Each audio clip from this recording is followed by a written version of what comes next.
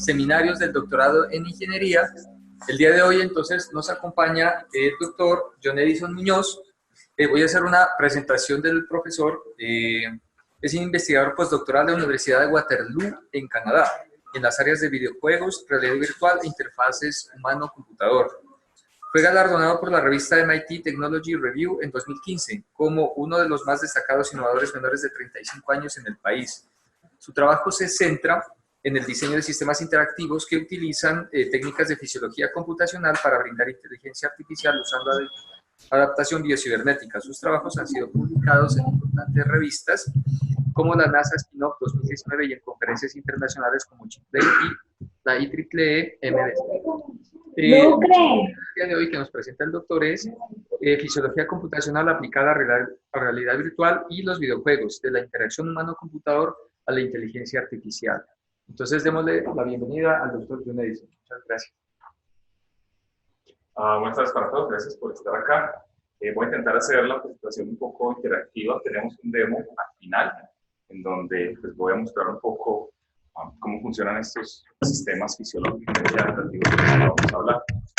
La idea de la charla va dentro de un contexto de introducir de presentar algunos conceptos en los que he venido trabajando y mostrar ejemplos de cosas que se pueden desarrollar con esos conceptos. Arranquemos. Yo tengo una ambivalencia. Yo creo que me considero un investigador. Llevo ya una década más o menos trabajando fuertemente como investigador. Pues lo que hacemos nosotros como investigadores es trabajar e investigar de una forma muy sistemática y muy creativa en un tópico en específico, ¿cierto? Pero a lo largo, digamos, de mi carrera como investigador, también encontré una pasión en diseñar videojuegos. Entonces también me considero un diseñador de videojuegos, soy profesor de diseño de videojuegos. Y lo que hacemos nosotros es, en general, intentar diseñar los conceptos de los juegos desde las mecánicas, la historia, la narrativa, desde la tecnología y proponer esas mecánicas para que los desarrolladores entren a desarrollar, los artistas visuales entren a recrear todo lo que en general los diseñadores de videojuegos pensamos y recreamos. Mi trabajo se centra en videojuegos en general que son usados científicamente en conceptos de salud. Entonces lo que queremos es promover algún aspecto en salud. Hablamos hace poco de los conceptos de autorregulación.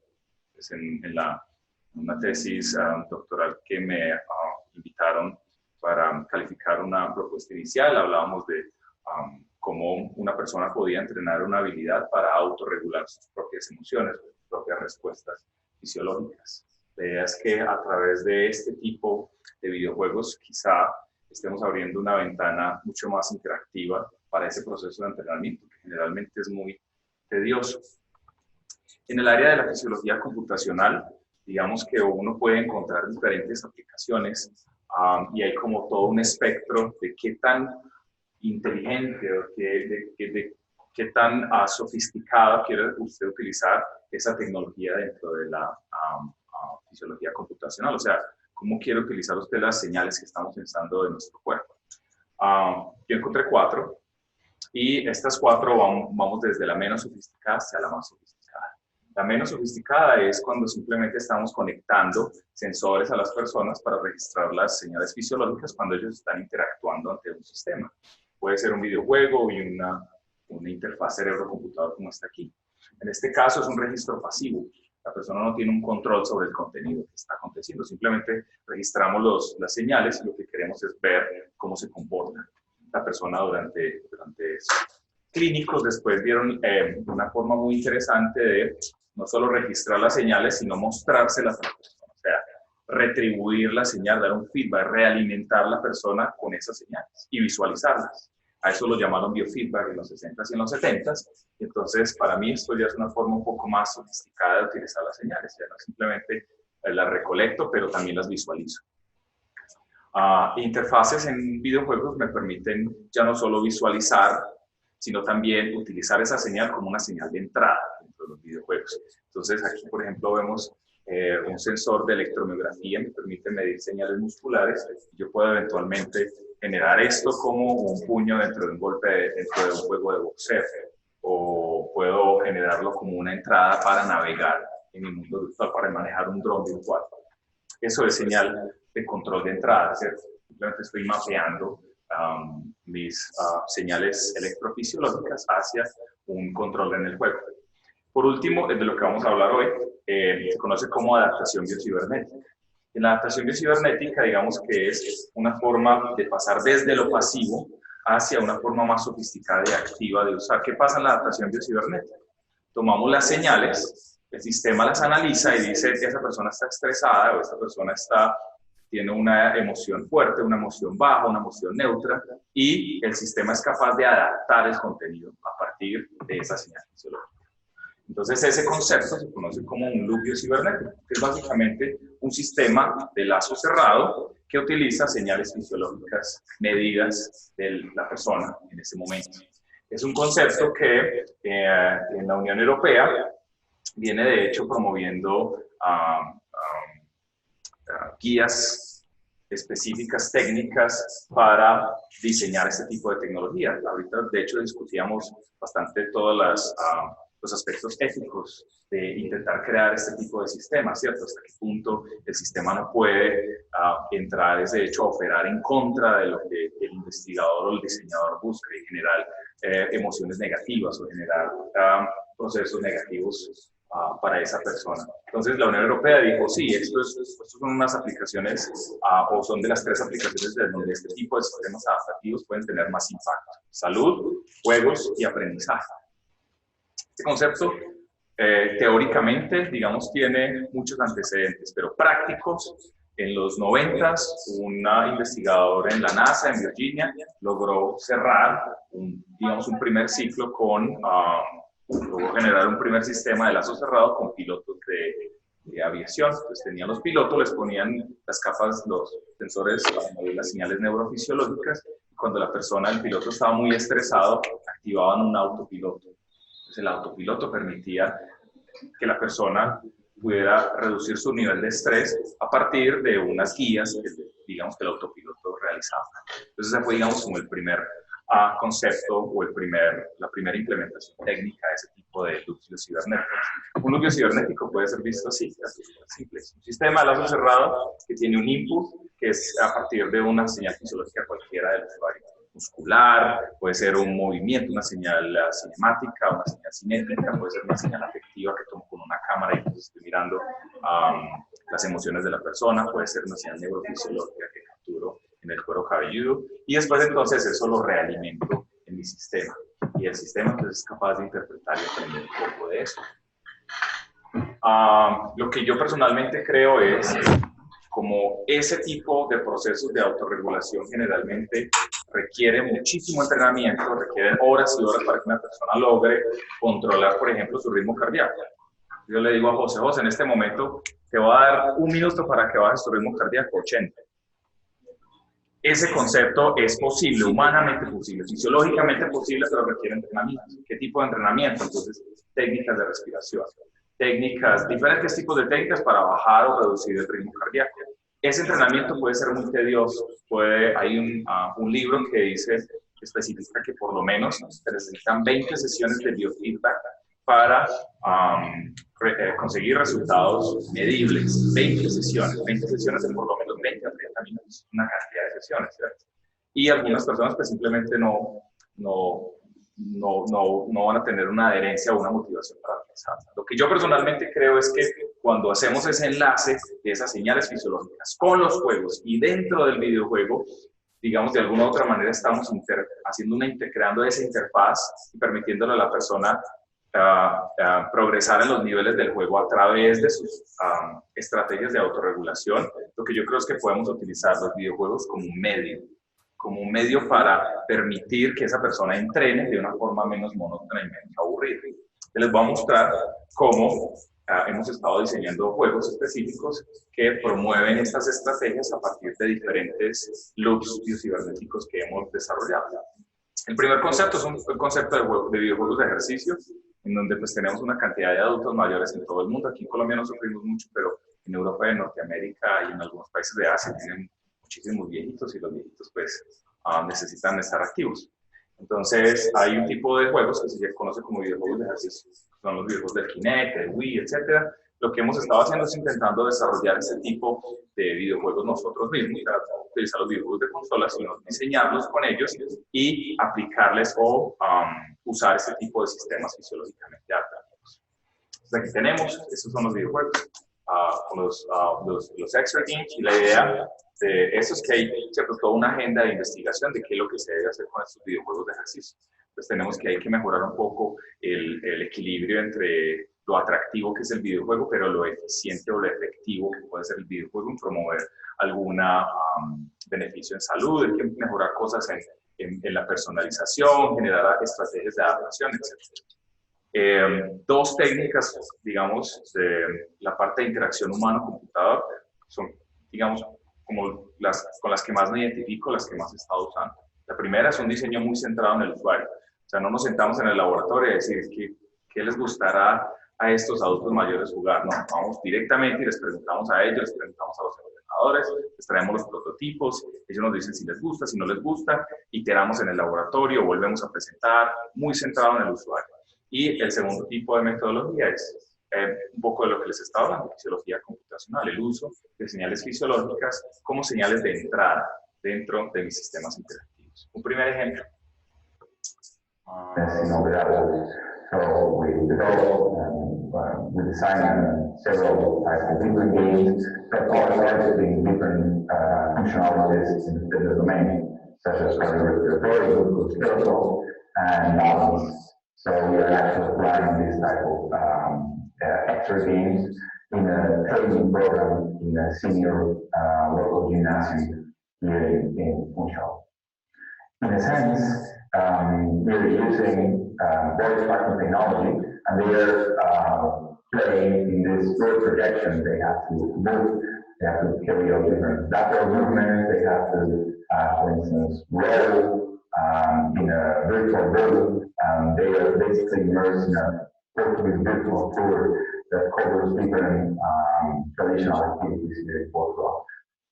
Entonces, creamos un conjunto de videojuegos que podían ser usados con los adultos mayores en Portugal, que es mi doctorado en Portugal, y entonces los adultos mayores tenían una proyección, y dentro de esa proyección teníamos, no sé si vieron, tenían actividades que estaban muy relacionadas con las actividades turísticas portuguesas. ¿Por qué? Porque encontramos que los adultos mayores les gustaba mucho pasear en su país, ¿cierto? Entonces hicimos todo un conjunto de videojuegos que estaban relacionados con el vino. Había unos juegos para pisar uvas y hacer vino. Había un juego que les permitía transportar los barriles de vino, entonces ellos tenían que remar el bote. Entonces todos esos conceptos de la cultura portuguesa los trajimos a colación en este tipo de sistema. Ahora, después de diseñar esos juegos, lo que queremos es que esos juegos sean adaptativos, sean personalizados. Ahí es donde la fisiología computacional puede ser muy útil. Entonces, ¿qué hicimos? Creamos, fuera de esos 4 demos, creamos una demo que es como un juego de Pong, ¿cierto? Entonces, la persona, en vez de tener un control para mover la paletica, se mueve a la derecha y a la izquierda y mueve la paleta, y pues tiene que, ¿cierto?, golpear la bola y destruir los cuadritos. Entonces, ese fue el concepto básico del juego. Ahora, ¿qué hicimos? Hicimos que el videojuego fuera consciente del ritmo cardíaco de la persona. Entonces, si el ritmo cardíaco estaba muy alto, entonces el juego me bajaba la dificultad. Y si el ritmo cardíaco estaba muy bajito, entonces el videojuego me subía la dificultad. Es un sistema, nuevamente, de lazos cerrados que utiliza un núcleo cibernético. Ahora, ¿cómo se construye ese núcleo cibernético? Suena muy interesante, pero ¿cuáles son como los componentes de ese núcleo cibernético? Hay 3. Primero, recolectamos señales. ¿Cuáles señales recolectamos? Entonces, arranquemos. En la parte de entrenamiento para los adultos mayores, tenemos que las personas, no sé quiénes de aquí van al gimnasio y trabajan con las bicicletas, levanten la mano. Nadie. Académicos todos. Normalmente, cuando uno va al gimnasio, el instructor le dice que uno tiene un ritmo cardíaco objetivo. Ese ritmo cardíaco objetivo depende de usted, de su edad, de su peso, de su estatura, de varias cosas. A los adultos mayores es igual. Entonces, ese es el objetivo que nosotros vamos a tener dentro de nuestro sistema de lazo cerrado. El sistema de lazo cerrado me va a adaptar el juego para que la persona no se salga de ese ritmo cardíaco objetivo. Entonces tomamos los datos y establecemos el sistema para que cada adulto mayor tenga su ritmo cardíaco objetivo. Tomamos datos, utilizamos bandas de ritmo cardíaco o utilizamos relojes, smartwatches. Tomamos ritmo cardíaco y hacemos un promedio cada 30 segundos a 1 Hz, sampling frequency. Entonces, después vimos los estándares para los adultos mayores y dice, sí, los adultos mayores tienen que, un adulto mayor que no sea muy frágil, que sea más o menos activo, tiene que hacer ejercicio un 55% del ritmo cardíaco reserve, la reserva de ritmo cardíaco. Es básicamente la diferencia entre el máximo y la frecuencia durante el resting. Entonces, pum, ahí está. Entonces, aquí está, se establece los umbrales que mi sistema va a adaptar. Y después, entonces, ahí es la recolección de los datos. Hasta aquí recolecté los datos y después ya vengo a hacer el análisis. Entonces, ahora sí en el análisis que hago. Una regla de adaptación súper simple. Sí, el ritmo cardíaco a esos 30 segundos es mayor que el ritmo cardíaco objetivo, entonces disminuye la dificultad del juego. Si es menor, aumente la dificultad. Ahora, ¿cómo traduzco eso hacia el juego? En este caso, tomamos la bola y la velocidad de la bola era la que me permitía que, claro, si la velocidad va lenta, el adulto va a estar, el viejito va a estar así. Si la velocidad está rápida, veíamos que los adultos mayores se agitaban un poco más. Entonces, simplemente le pusimos un controlador proporcional a la función de la bolita y hicimos un estudio. Entonces, la idea del estudio era comprobar qué tan efectivo era la adaptación biocibernética a través del sistema cardioadaptativo comparado con el convencional.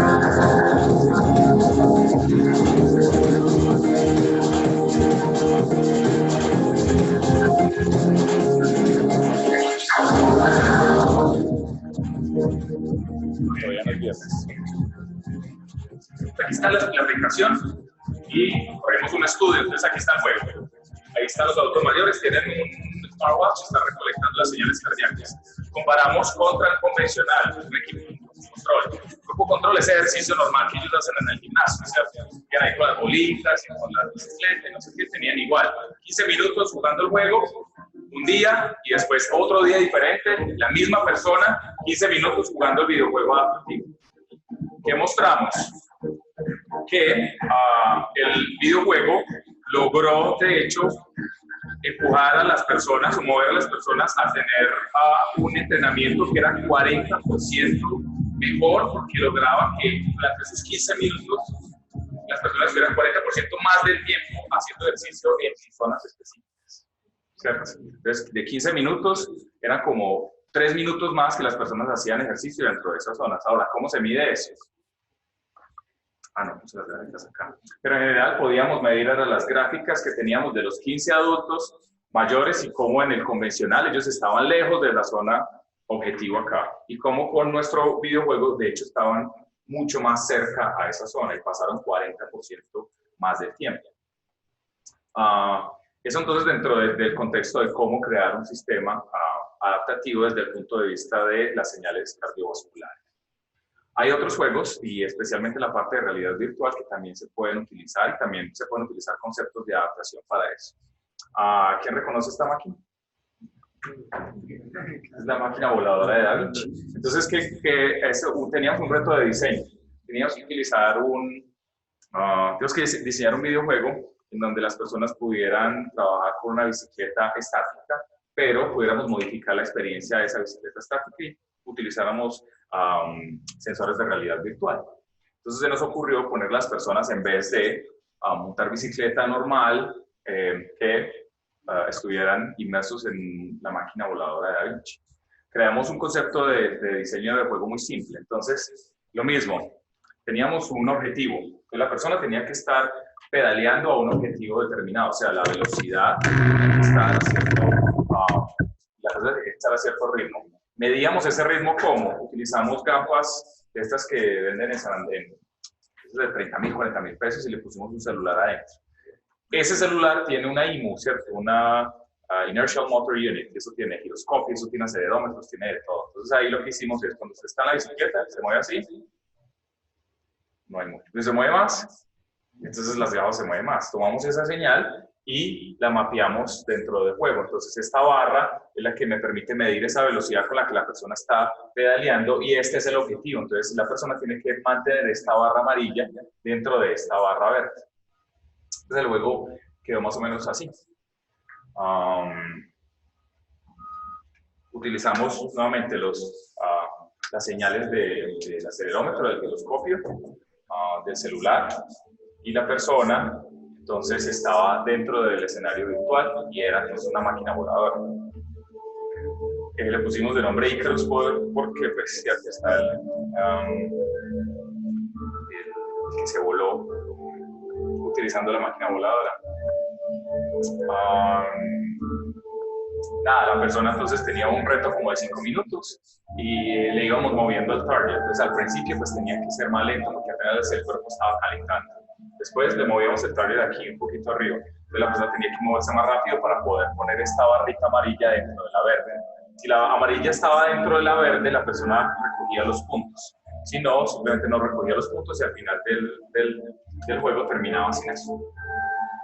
Entonces ahí lo disponibilizamos en las tiendas y si tienen bicicletas estáticas en la casa, están aburridos, pueden descargar. Con las gafitas, sí. Entonces, lo que vimos es que, claro, podemos capturar una cantidad de señales cinemáticas cuando la persona está jugando estos juegos de movimiento. Ahora, lo interesante es cómo podemos utilizar esas señales cinemáticas para brindarle inteligencia al sistema. Entonces, este es un artículo que voy a presentar la otra semana en un simposio de realidad virtual e inteligencia artificial, y es básicamente un concepto de sistemas que son cinemáticamente adaptativos. Entonces, les vamos a mostrar el concepto del sistema. Tenemos ahora muchos videojuegos que se pueden jugar con gafas de realidad virtual, etc. Ahora lo que tenemos es el mismo recolección, análisis y traducción. Los mismos 3 bloques de mi Ludwig cibernético. Ahora, ¿cuál es la idea? La idea es que a través de diferentes controladores, como el Kinect, como estos de acá, el Vive, ellos tienen sensores. Con esos sensores, pues yo puedo estar registrando constantemente movimiento. Entonces, básicamente voy a recolectar datos de la acelerometría, de los giroscopios y, de hecho, de la cámara también del headset. Ahora, vamos a tener que filtrar esos datos, ¿cierto? Entonces removemos un poco el ruido que tiene, removemos los artefactos, etc. En la parte de extracción de características, queremos buscar características que me permitan representar movimiento y en especial la calidad del movimiento. Entonces, lo que hicimos fue hacer una descripción de 3 tipos de datos cinemáticos. Lineales, simplemente movimiento X, Y, Z de este acelerómetro. Angulares, ya tienen que ver con con 2 o más puntos, que es básicamente mis arcos de movimiento, todos los rangos de movimientos que yo tengo en el juego. Entonces, estos son los angulares. También puedo tener velocidades angulares, aceleraciones angulares. Y los no lineales. Los no lineales, de hecho, son exageradamente interesantes porque me permiten describir patrones de coordinación. Entonces, en los no lineales tengo diagramas de fase. Lo que hago es parametrización del tiempo y pongo, por ejemplo, velocidad angular versus ángulo. Entonces, tengo velocidad angular versus ángulo de el ángulo que me está formando el hombro cuando estoy haciendo este desplazamiento de aducción a flexión. Entonces, tomo eso, hago la gráfica, tomo el dato y ahí tengo un patrón. Después, por ejemplo, puedo relacionar este movimiento de este hombro con el de esta cadera. Entonces, ya puedo mirar, cuando estoy jugando un videojuego, cómo se coordina esta articulación con esta articulación. Y eso lo puedo poner dentro del sistema adaptativo. Ahora, ¿qué me va a adaptar el sistema? Entonces, el videojuego, dentro del ambiente virtual, lo que puede hacer es que una persona, en vez de...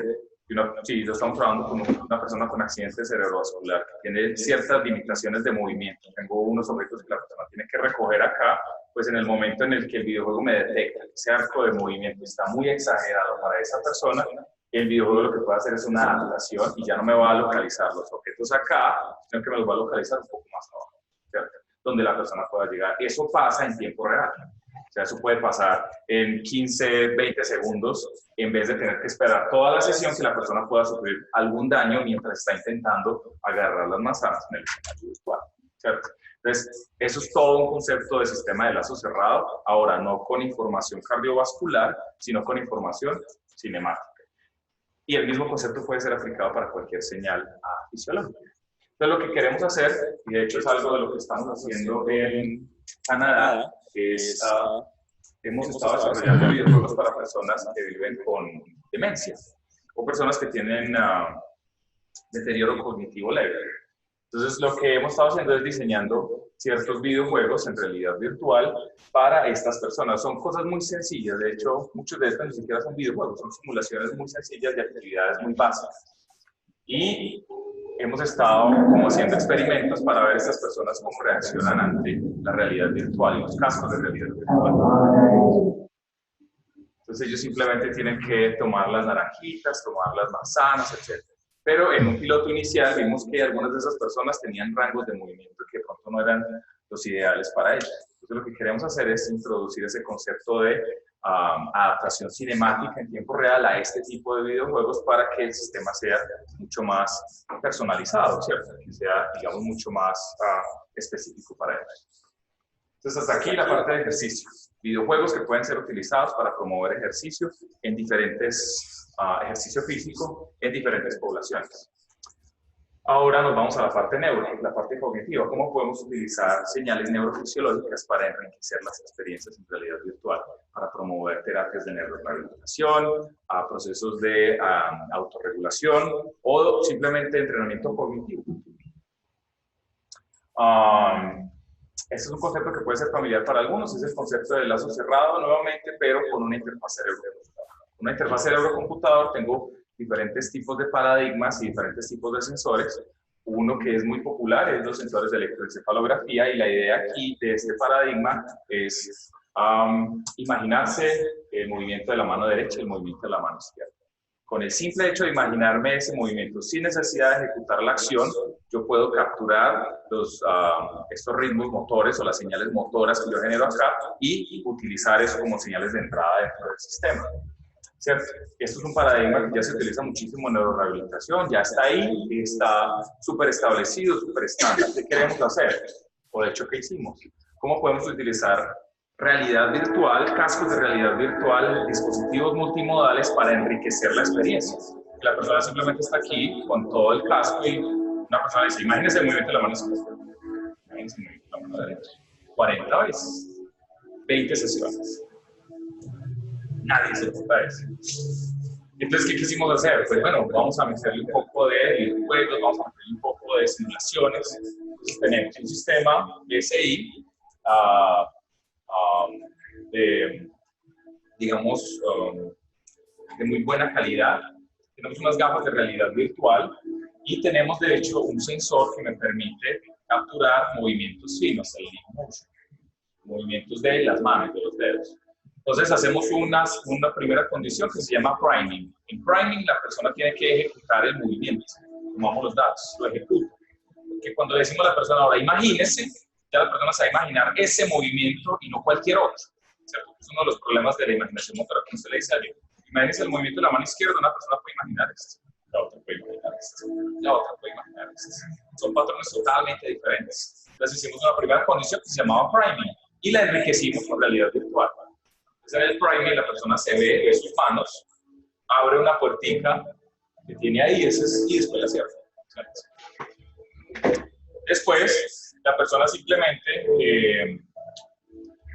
en una de las condiciones ya no hace el priming, sino que simplemente se imagina, ¿cierto? Simplemente, en este caso, cuando observa que en la imagen virtual, en el escenario de realidad virtual, está moviendo la mano derecha, la persona se tiene que imaginar en ese momento la mano derecha.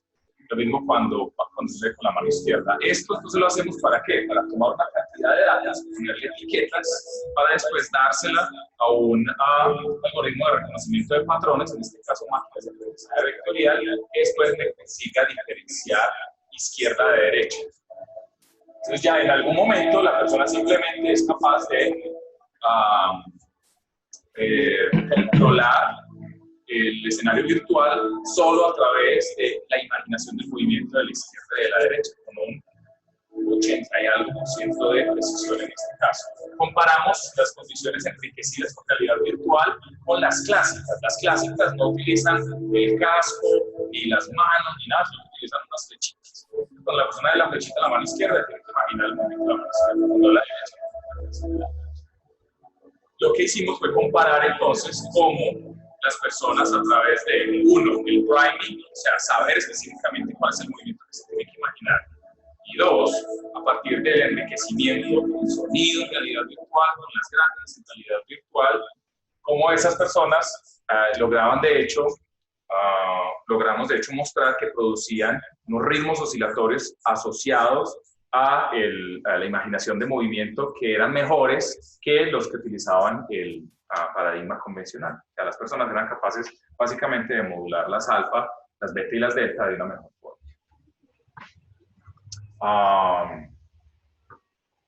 Digamos, eso es específico en un escenario de neurorehabilitación, ¿cierto? El año pasado, antes de terminar el doctorado, lo que se me planteó fue la posibilidad de ahora no utilizar estos sistemas tan robustos, sino utilizar sistemas un poco más wearable y tomar los conceptos que habían trabajado en aviación las personas de la NASA, unas patentes que habían licenciado una empresa en Estados Unidos para trabajar con militares.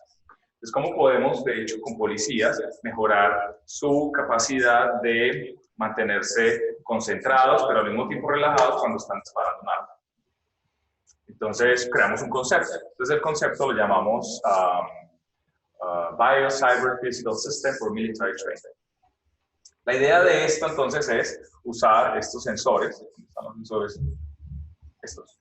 La idea era utilizar señales de neurofisiología, en este caso de electroencefalografía del frontal, y utilizar señales de ritmo cardíaco para que pudiéramos controlar dos estados. En general, un estado, el estado de engagement, cuando la persona está de hecho bien concentrada, pero al mismo tiempo no está exageradamente tensa para disparar el arma. Sucede, y me tocó aprender una cantidad de cosas de disparar armas, y me tocó ir a los rangos y todo.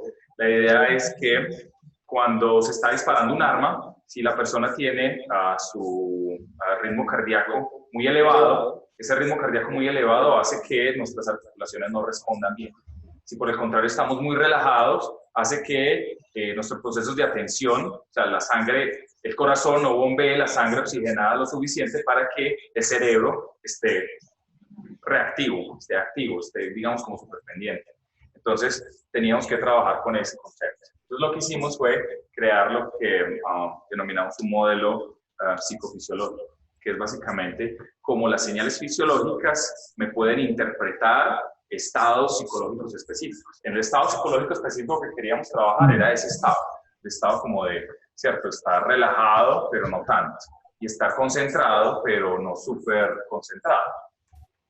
Tomamos dos parámetros, señales neurofisiológicas del frontal, con una interfaz cerebro-computador, que de hecho la tengo, ¿me puedes pasar los audífonos? Me imagino que algunos de ustedes ya habrán visto este tipo de sistema. Es un sistema super wearable, lo hacen en Toronto. De hecho, estuve visitando la empresa, es súper interesante lo que están haciendo allá. Es un sistema de electroencefalografía, 4 electrodos, y es como una diadema, ¿cierto? Este sensor se comunica por Bluetooth. Lo interesante de este sensor es que cuando me lo pongo con las gafas, casi que casa perfectamente con estas gafas. Cuando me lo pongo, lo que hace es de hecho reforzar un poco qué tan presionado está el sensor aquí y lo conecto. Entonces, cuando venían los policías, los conectaba acá y no incomodaba para nada. Pues ya tienes todo el caso, ya la diadema no incomoda mucho. Y después conecté los sensores de ritmo cardíaco. Tomé 15 policías, en este caso no eran los policías, esto eran otras personas que supuestamente no debían tener mucha experiencia con tiro, pero en Estados Unidos es muy difícil encontrar personas que no tengan experiencia disparando, cosa extraña. Modificamos la dificultad del simulador. Entonces teníamos un simulador y esa dificultad la podíamos modificar. ¿Cómo la modificamos? Como la modificamos en el juego del Pong, modificando los parámetros de juego o del simulador. Entonces, ¿qué encontramos? En 10 personas encontramos que cuando la persona está simplemente parada con el sensor aquí, acá, con las gafas y los controles, 3 minutos. Eso es mi baseline en ese momento. Entonces encontramos que el alfa frontal, ¿cierto?, era bajo. Y encontramos que mi ritmo cardíaco también era bajo, era por los 90, 90 y algo, porque estábamos ya parados. A medida que iba cambiando los parámetros del simulador, entonces fácil era que tenía unos objetivos, y los objetivos eran grandes, no se movían. Entonces la persona simplemente disparaba y eso es fácil. Pero después en medium, entonces ya los objetivos estaban ahí, eran más, y ellos se movían a una velocidad ya era un poco más difícil. Aquí los quería frustrar, aquí casi que los reventé, porque lo que tenía eran los mismos objetivos más a una velocidad 2x. Entonces las personas estaban intentando parar. Entonces lo que encontramos fue que cuando modulamos esos parámetros, observen lo que pasó con el alfa, ¿cierto? Se aumentó y llegó hasta un plateau. Y después observen lo que pasó con el ritmo cardíaco. Entonces, se llegó hasta cierto punto y tampoco subió. Entonces tenemos, no se ve ahí arriba, pero creo que el negro con los alfa y el negro es el ritmo cardíaco y el frontal alfa es el amarillo. Entonces, primero el estudio de caracterización, cómo responden las personas hacia diferentes dificultades en el simulador. Encontramos que aquí era donde queríamos poner a las personas. Las personas aquí ya estaban frustradas porque no lograban disparar bien. Aquí las personas, por ejemplo, lograron tener más headshots con los targets y el simulador era un poco como este. Entonces, teníamos aquí, ese de hecho es el demo que tengo. Los voy a mostrar. ¿Qué cambiábamos en el demo? ¿Cuáles eran las variables? Teníamos los targets, podíamos cambiarles el tamaño, podíamos cambiarle la velocidad, la cantidad de targets y qué tan duros eran. Y después jugamos con las condiciones ambientales. Cuando la persona estaba de pronto muy estresada, no sé qué, lo poníamos a llover y hacíamos más oscuro el escenario. Y eso pues entonces lo trabajé con la persona que estaba desarrollando ese tipo de tecnología y eso fue entonces lo que se publicó como producto de ese proceso, digamos, exitoso de la NASA. Digamos. De prototipos como este, vamos a hacer la demo de las aplicaciones. Este es un tirador.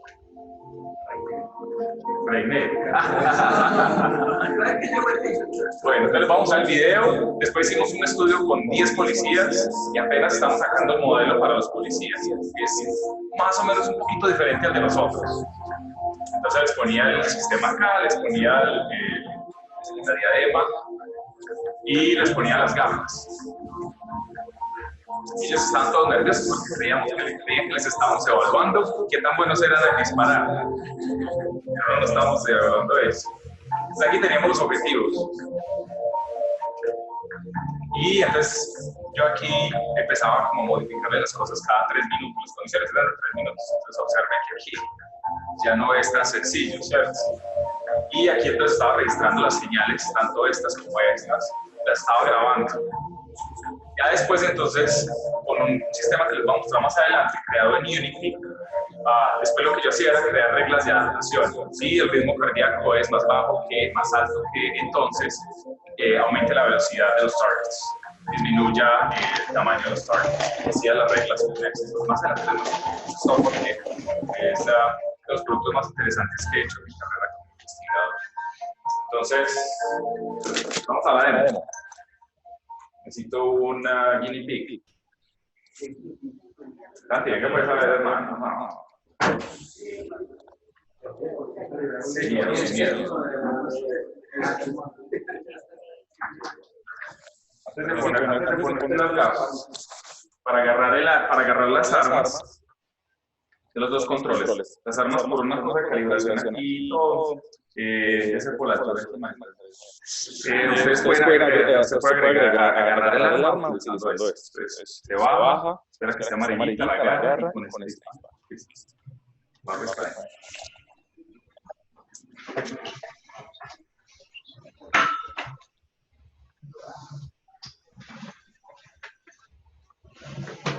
Entonces, pues aquí obviamente no, por motivos de tiempo y todo, pues no les voy a mostrar el asunto con las señales, ¿cierto? Con las señales fisiológicas y cómo hacer las reglas con las señales fisiológicas, etcétera. Es más o menos complicado. Exacto. Entonces ahí agáchese y agarre una de las armas. Eso, téngala ahí, téngala ahí. Tiene que dejarla presionada. ¿Con las dos? No. Solo una.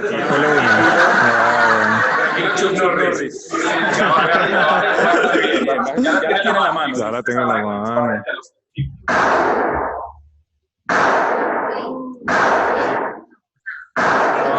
No está fácil.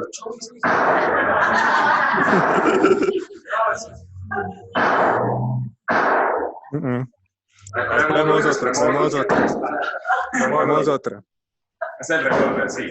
Entonces, vea pues qué interesante. Aquí entonces, aquí con la persona que trabajé, que de hecho es de aquí de Manizales, creo que estuvo por aquí en la universidad, de las personas con las que mejor me conecto para hacer estos sistemas. Es súper bueno para trabajar y programar con Luis Quintero, trabajo con Lucho.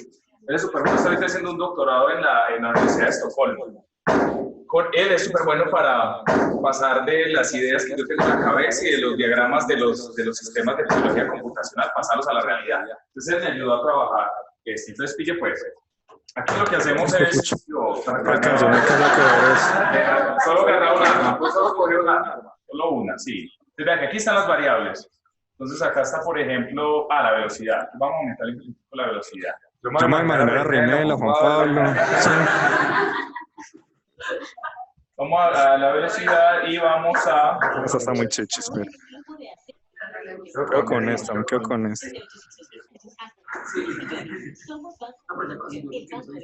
alcanzo a coger esa. Desde ahí ya se está moviendo, ¿sí o qué? Desde ahí ya no está fácil. Yo los puedo poner eventualmente a que se mueva más rápido. Ahora vean una cosa interesante, que la idea es que yo modulaba las cosas y tomaba los datos. Modulaba, tomaba datos. Hice el modelo. Ya tengo el modelo ya sé cómo funciona, ya sé cómo responde la persona ante eso. Ahora la idea era dejar que el sistema adaptara en tiempo real. Entonces, ¿qué hacía el sistema para adaptar en tiempo real? Yo decía, sí, Santiago está muy bandolero, muy pistolero, entonces vamos a poner más difícil. Vamos a, por ejemplo, darle más velocidad. Vamos a, por ejemplo, a que los targets sean más pequeños. Vamos a ponerle lluvia y vamos a poner que sea de noche. Y es en Estados Unidos, además. Entonces la idea es que con estas variables yo jugaba para los procesos de adaptación. Entonces ahí ya no está tan breve, ¿sí o qué? Les dio mucho miedo, se fueron. Esos canallas son Juan Pablo y René.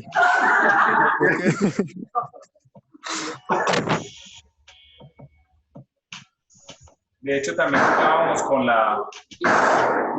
la cantidad de... con las pistolas, ¿no? Esa pistola, por ejemplo, dispara varias veces. Ahora vaya el revólver. De hecho, las pruebas las hicimos con el revólver. Es muy lento. Súper lento, el reloading es súper lento. Entonces también jugamos con esa variable. Cogimos algunas variables, modificamos, establecimos las condiciones, creamos el sistema, el modelo psicofisiológico y después permitíamos que el sistema adaptara esas variables. ¿Listo, Santi? Vale. Bien.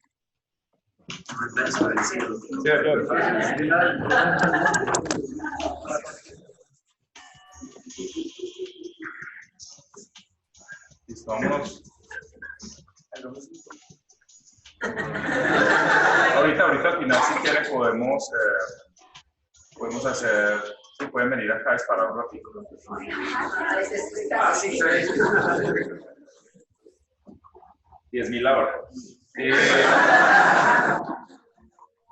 Ya después, entonces, teníamos ya el sistema, teníamos el software. Entonces, el software era muy bacano porque ya me permitía integrar señales de diferentes de diferente naturaleza, señales cardíacas, señales neurofisiológicas. De hecho, teníamos la cámara que me permitía medir las emociones con la afectiva y podíamos jugar para que esas variables pudieran modificar variables del juego.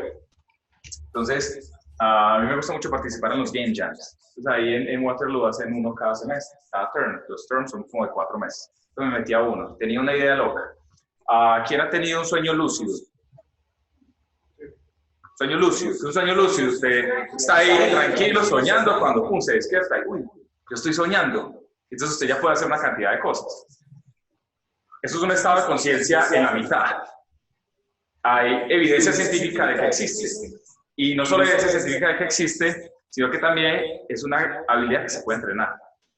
Entonces me metí a estudiar y a leer un poco de los sueños lúcidos y parece que, claro, el sueño lúcido es... El sueño lúcido, entonces, es cuando los soñadores toman control del sueño. Usted eventualmente lo toma consciente o inconscientemente o en ese estado de mitad de conciencia y la evidencia científica de que las personas pueden tener sueños lúcidos está muy basada en electroencefalografía. Van y se duermen, le ponen el sistema de electroencefalografía y le dice, hey, cuando usted esté durmiendo, es como revisa que la persona está durmiendo o no, por los rapid eye movements, ¿cierto? Si la persona tiene determinados rapid eye movements, es que está dormido o no está dormida, seguro, él no puede, digamos, fallar en eso del encefalograma. Y entonces le dice, cuando usted esté dormido, en el primer momento, cuando ya esté consciente, entonces parpadee 3 veces. Entonces, 3. Entonces, eso es todo un protocolo que hacen antes de que la persona entre al sueño y que tenga todo. Entonces, 3 veces, y después 2, y después 5, y después, entonces, usted puede ver ahí, de hecho, los movimientos en el eje, que la persona lo dice. Usted ya sabe que la persona está dentro de un sueño lúcido. Todo un cuento. Entonces, ocurre durante el Rapid Eye Movements, parece que es un poco difícil de trabajar con esas habilidades, de desarrollar las habilidades, pero que es una habilidad que puede ser entrenada. Pero lo que quería era hacer un simulador de sueños lúcidos en realidad virtual.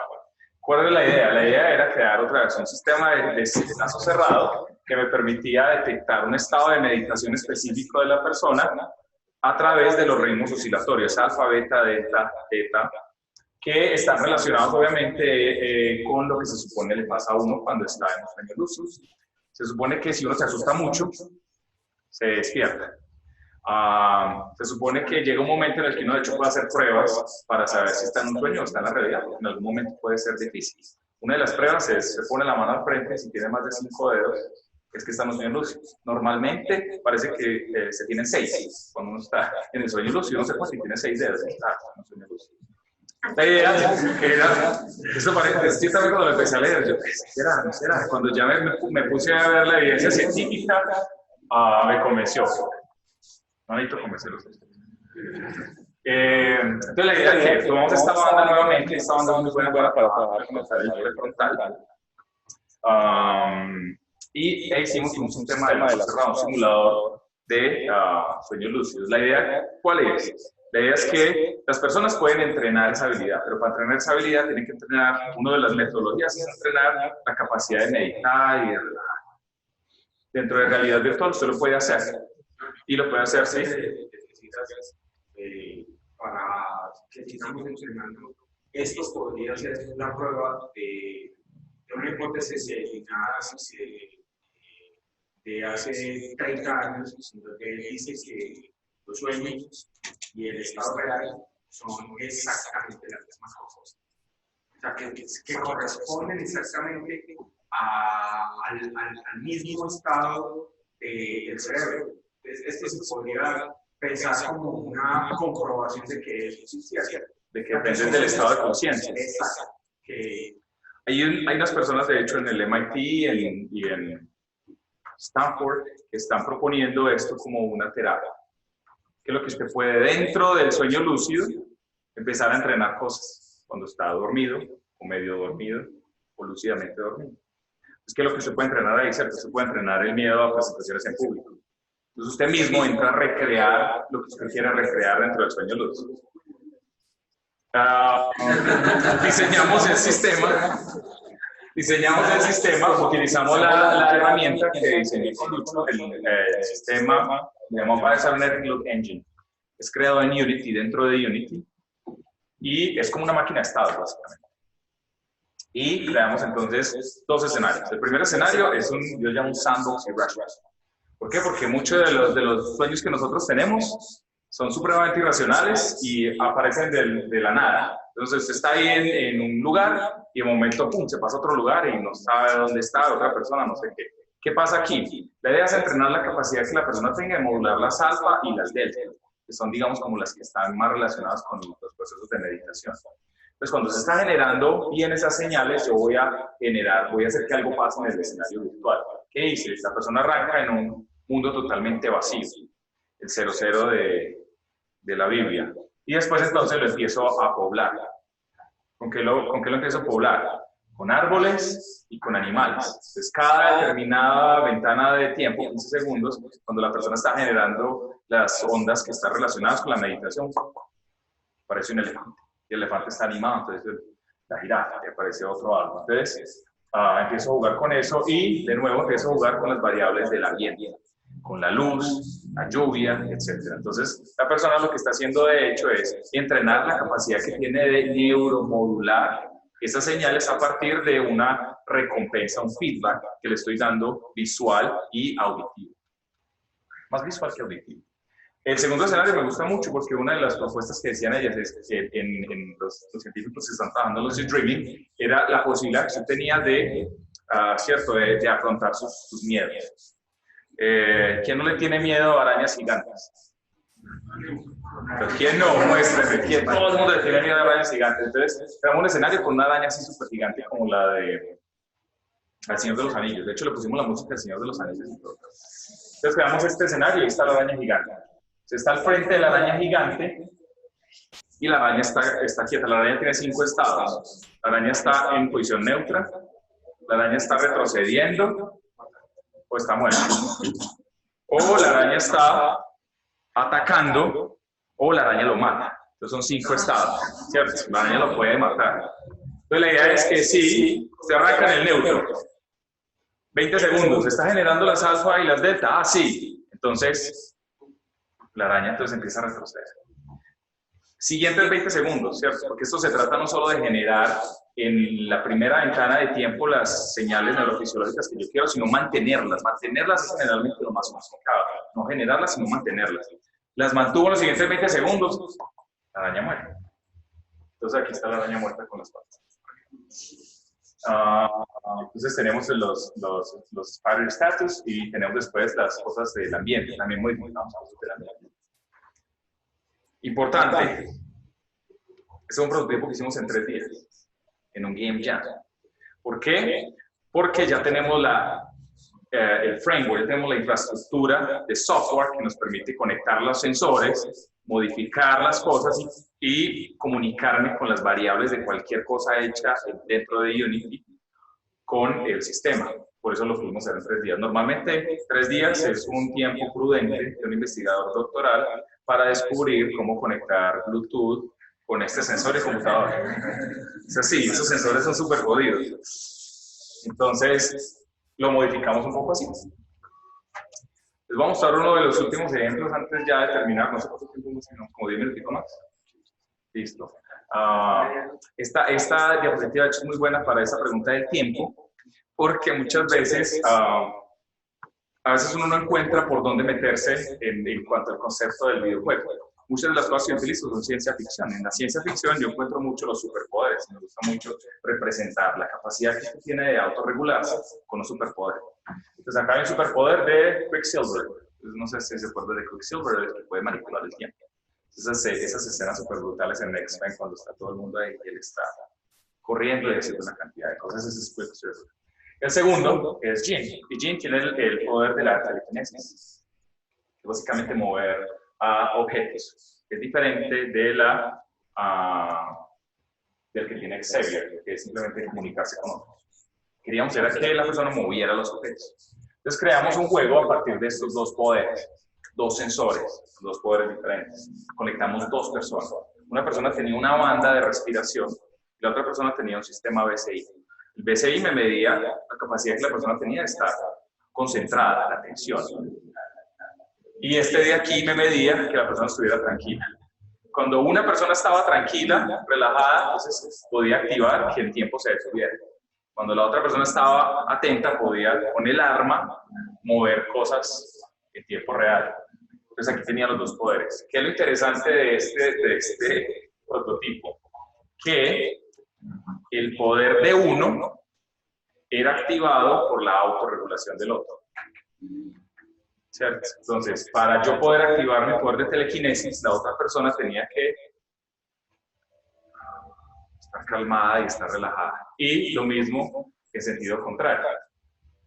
Nada, desarrollamos todo un juego en una nave espacial, entre las personas iban de un lado para otro, tenían unos pasos que tenían que resolver. Y lo interesante es que ellos tenían que colaborar para hacerlo. Entonces, tenían que colaborar. Mientras uno movía un objeto, el otro tenía que agarrar una llave. Mientras uno tenía que, a veces tenía la pistola tenía que mover el otro hasta cierto punto. Entonces, tenía que coordinar muy bien para poder, digamos, resolver todos los acertijos que tenía. Entonces, multiplayer, self-regulation, dos diferentes señales electrofisiológicas. En este caso, respiración, que no es electro, y la BCI. Todo esto es muy difícil realizarlo desde cero.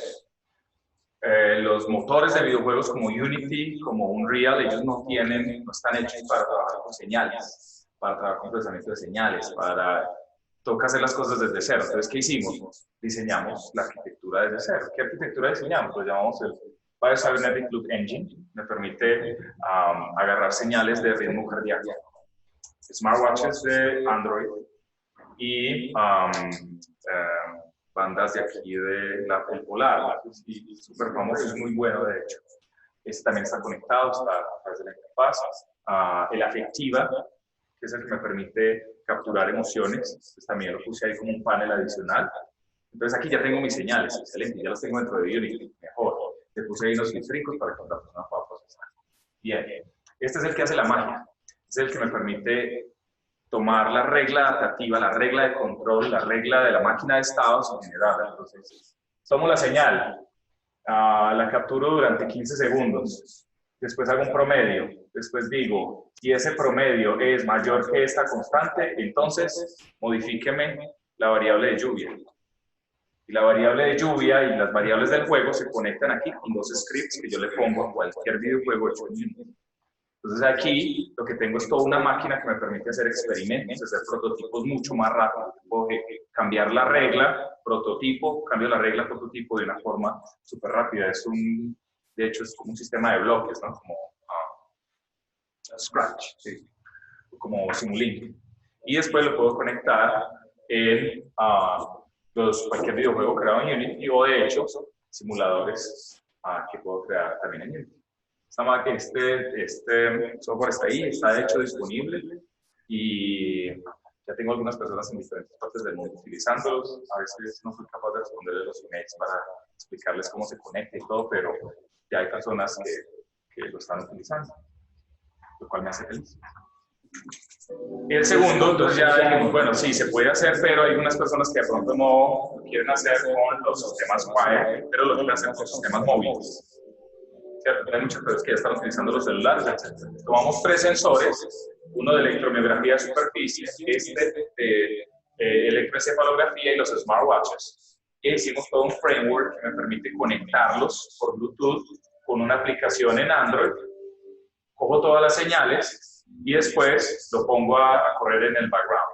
Y después traigo mi juego de Unity y mi juego de Unity ya me puede llamar servicio de mándeme el heart rate, mándeme la señal alfa del frontal, mándeme el beta de no sé qué.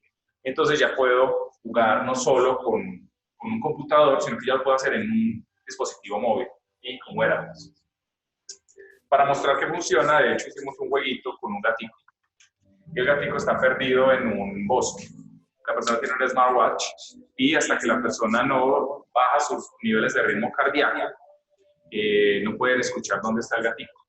Para ellos escuchar dónde está el gato y encontrarlo, que es el objetivo de ellos, tienen que bajar su ritmo cardíaco.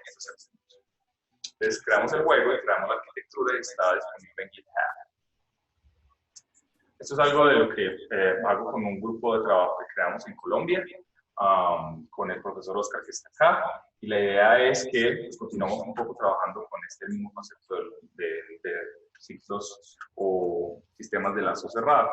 Trabajamos con un estudiante de maestría que hizo un excelente trabajo en detectar fatiga muscular en sistemas de rehabilitación física con electromiografía de superficie. Se trabaja con la media del espectro, ¿cierto? De la media del espectro, y ese es como el biomarcador. Y con esa media del espectro, con la media y con la mediana, ese es el valor que utilizamos para adaptar un juego que tenemos en donde la persona se tiene que proteger de un enemigo que les está tirando bolas de juego y lo quiere matar. La persona tiene que hacer contracciones. Y para hacer esas contracciones tiene que ser dentro de contracciones isométricas, de hecho, dentro de un determinado rango que es el que establece el terapeuta.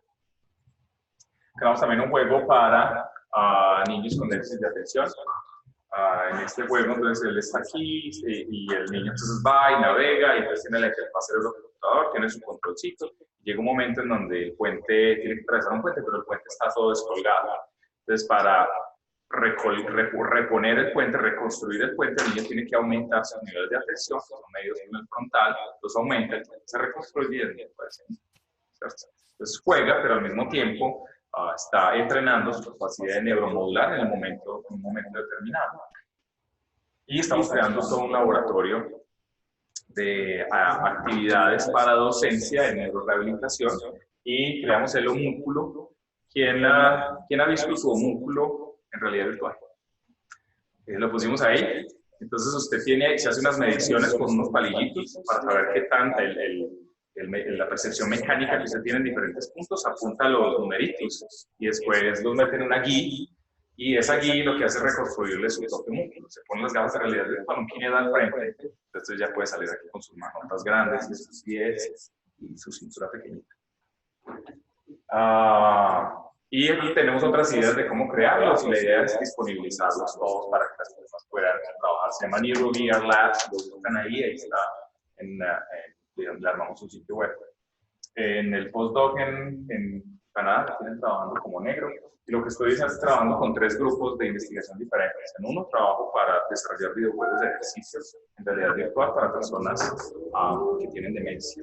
Aquí trabajamos con sistemas de BSI, pero adaptativos, con videojuegos, en este caso para rehabilitación del stroke, y me tienen trabajando con un robot que se llama Pepper, y la idea es crear juegos para que Pepper me ayude a conectar un abuelito con un nieto desde un punto de vista social, que ayude a fomentar esa conexión intergeneracional que está perdida, ciertamente.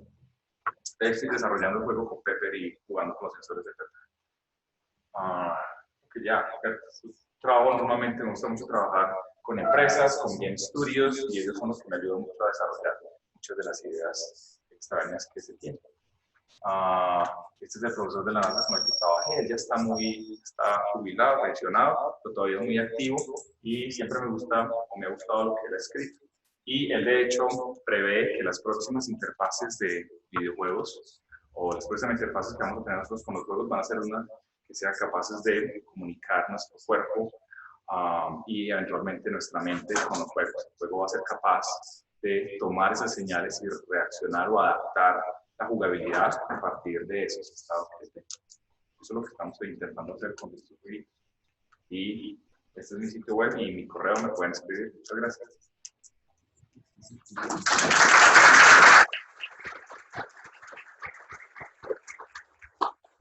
Entonces, si tienen alguna pregunta, alguna duda, no sé si alguien está conectado.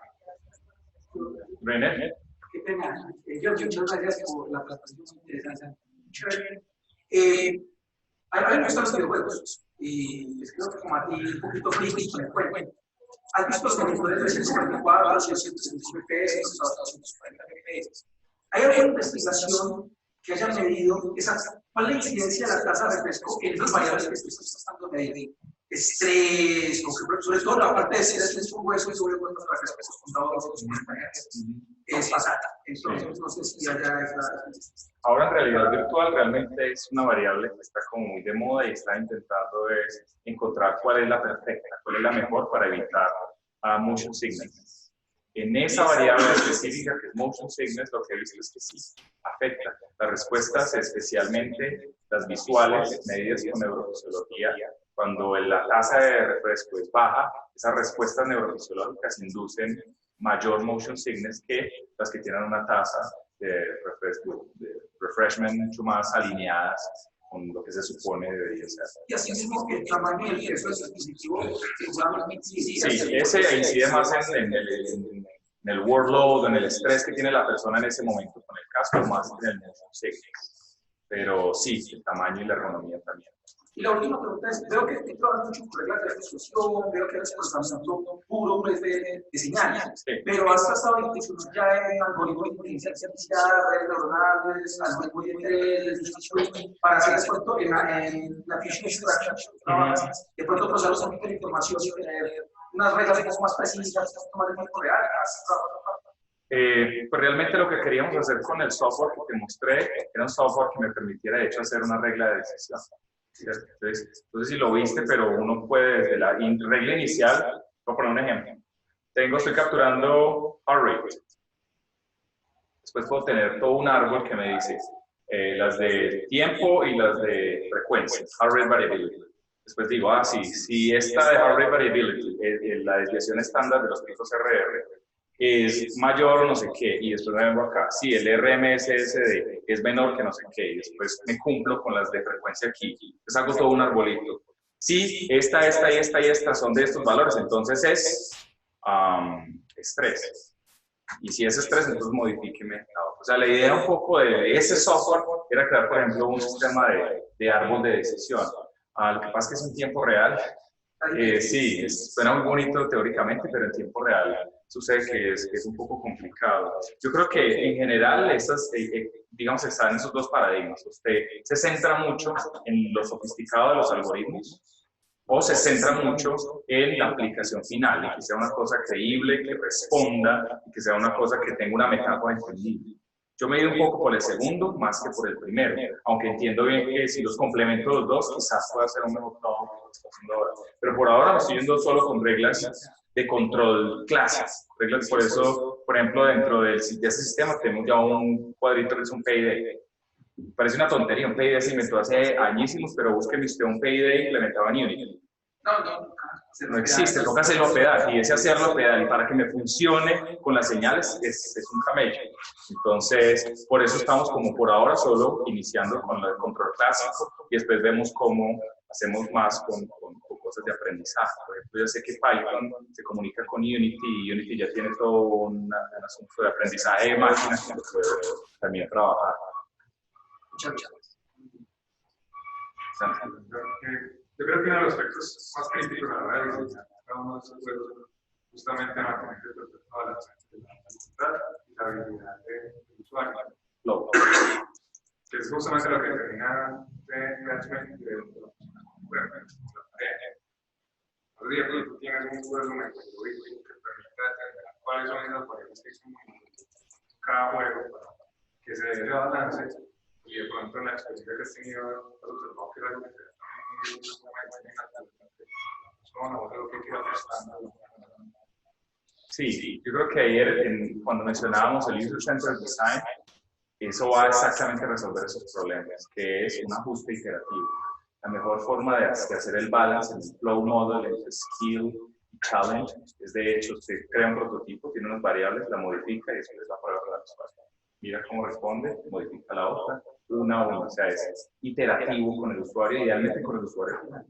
Aquí yo creo que tenemos un poco la ventaja que tenemos al alcance muchísimos ventajas y desventajas. Tenemos muchos pacientes que, o sea, que son fáciles de acceder. En otros lugares es mucho más complicado acceder a ellos. Entonces yo creo que aquí deberíamos aprovechar más esa capacidad que tenemos de llegarle a las personas, de establecer comunicación y colaboración con las clínicas y hacer procesos que sean más iterativos. Que no sea tanto nosotros aquí en el laboratorio, nosotros como investigadores aquí en el laboratorio, creemos que esto es lo que va a funcionar y después hacemos un beta, lo llevamos, fracasado, pero estamos al final de la tesis y ya lo tenemos que empujar para frente. Entonces, es hacerlo desde más temprano interactivo con los usuarios finales. Es la única, creería yo que es la única forma de hacer ese balance ideal. una recomendación, intente definir las variables del juego que quiere modificar y haga playtests, básicamente hacer pruebas con prototipos, así no sean muy elaborados en un momento temprano del proyecto. ¿Alguien más? ¿De pronto alguna pregunta adicional? Bueno, entonces felicitar al profe Jonathan. Como el profe lo comentaba al principio de la charla, pues él está participando en el comité evaluador de tesis, de una tesis doctoral que se está desarrollando en el doctorado. Pues ya la estudiante acabó de irse para su ciudad a dormir, porque creo que lleva como una semana sin dormir, más o menos, por las preguntas que le puse el profe. Entonces, pues nada, yo creo que en este semestre hemos hecho una tarea bastante extensa, pues en tener personas excelentes de calidad internacional en estos seminarios.